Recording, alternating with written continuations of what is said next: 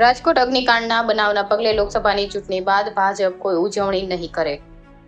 તારીખ 4 જૂનના રોજ દેશભરમાં મત ગણતરી બાદ આવનાર પરિણામ પછી રાજકોટમાં કોઈ પણ જાતની ઉજવણી નહીં થાય, શહેર ભાજપ પ્રમુખ મુકેશ દોશીની જાહેરાત।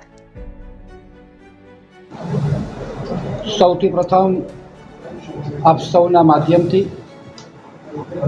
ગત તારીખ 25 અને શનિવારના રોજ રાજકોટના આંગણે ટીઆરપી ગેમ ઝોનની અંદર એક અતિ કરુણ અને દુઃખદ ઘટના બની ગઈ, જેમાં 27 લોકોના મૃત્યુ થયા છે।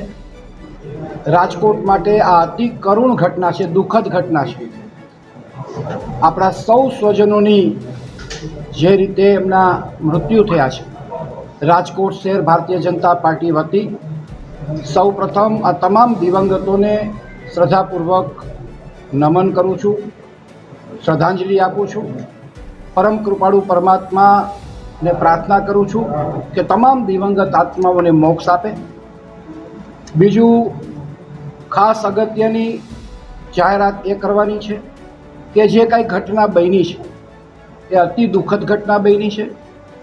આપણને બધાને ખ્યાલ છે કે 18મી લોકસભાની ચૂંટણી સમગ્ર દેશમાં ચાલી રહી છે, જેનો 7મો તબક્કો પણ 1લી તારીખે પૂર્ણ થવાનો છે અને 4થી તારીખે એનું પરિણામ પણ આવવાનું છે।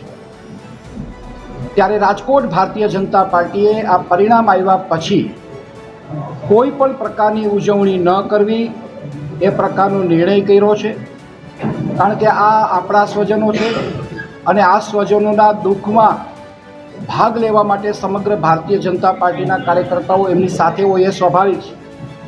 ત્યારે કોઈ પણ પ્રકારની ઉજવણી ન કરવી એ પ્રકારનો ભારતીય જનતા પાર્ટી શહેર એકમે નિર્ણય લીધો છે।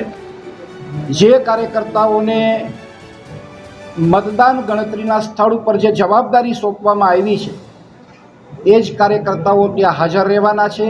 એ જ કાર્યકર્તાઓ સિવાયના કોઈ પણ કાર્યકર્તાઓ હાજર ન રહે એવી આપના માધ્યમથી અપીલ પણ કરું છું। કોઈ પણ શુભેચ્છકો હોય કે કોઈ પણ પ્રકારના ટેકેદારો હોય એ ત્યાં ન આવે એવી પણ અપીલ કરું છું। અત્યંત સાદગીપૂર્વક આખો ચૂંટણીના પરિણામ પછીનો માહોલ રહે એ પ્રકારની અમારા આદરણીય રૂપાલા સાહેબની પણ લાગણી છે અને પરિણામ સ્વરૂપ આપ સૌને આજે અહીંયા નિમંત્રિત કર્યા છે। મારી ખાસ આપ સૌને વિનંતી છે કે 4થી તારીખના પરિણામ પછી ભારતીય જનતા પાર્ટી રાજકોટ શહેર એકામાની કોઈ પણ પ્રકારની ઉજવણી નહીં કરે।